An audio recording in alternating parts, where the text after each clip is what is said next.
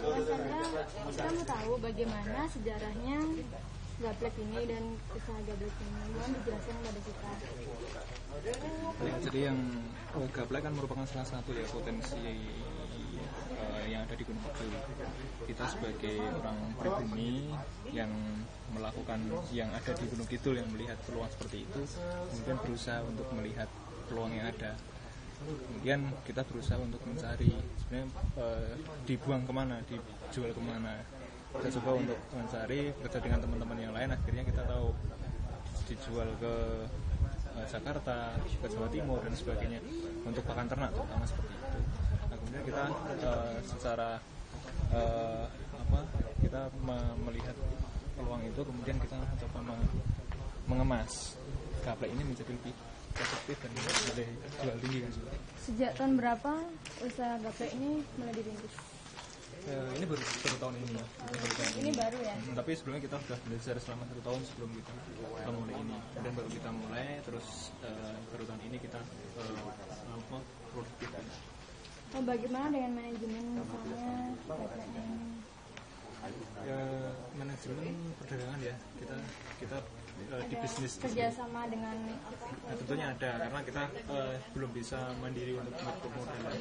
Kita dengan cara mencari investor seperti itu, dengan fee yang disepakati, kemudian kita bisa jalan sesuai dengan modal yang kita dapat, yang kita inginkan. Bagaimana dengan proses pembikinan gaplek ini sehingga jadi bahan makanan ternak atau untuk yang lainnya?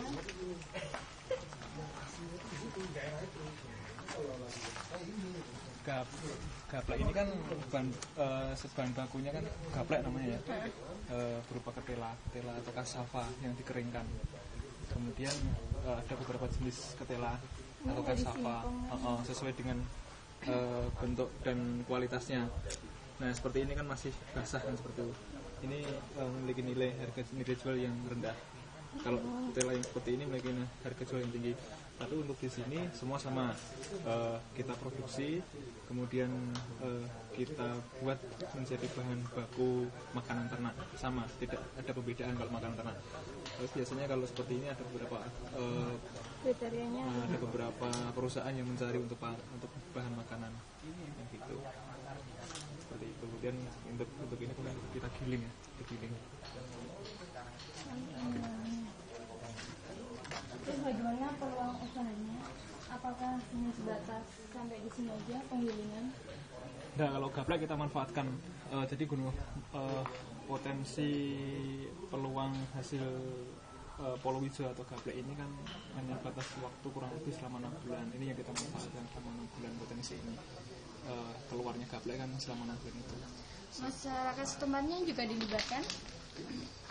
Tentu, karena gaplek ini kan hasil produksi dari masyarakat petani. Hampir sebagian besar, bahkan 90% warga masyarakat Gunung Kidul itu menanam gaplek gitu. Maka Gunung Kidul kan merupakan salah satu penghasil gaplek terbesar di Jawa. Masa panennya itu sekitar bulan apa? Ini ditanam pada awal musim penghujan dan dia dipanen kurang lebih selama 5 bulan. Jadi akan dipanen pada bulan ke-5 dan ke-6 biasanya seperti itu. Dan ini kita mulai produksi, begitu mulai panen kita akan produksi. Cuma terus terang sampai saat ini kita masih terkendala dengan banyaknya persaingan bisnis di dunia gaplek aja, di dunia ketela aja gitu udah banyak saingan. Banyak pedagang ataupun pembeli dari luar yang memanfaatkan ketela, dibeli ketela untuk dibuat pati. Kemudian ada banyak pedagang atau pembeli yang memiliki modal lebih besar di sana, kemudian memberikan uang dulu kepada petani sehingga semua gaplek itu berarti diambil oleh orang luar. Sementara kita yang dengan dana pas-pasan, dana terbatas, kita hanya bisa main untuk level yang kecil. Iya.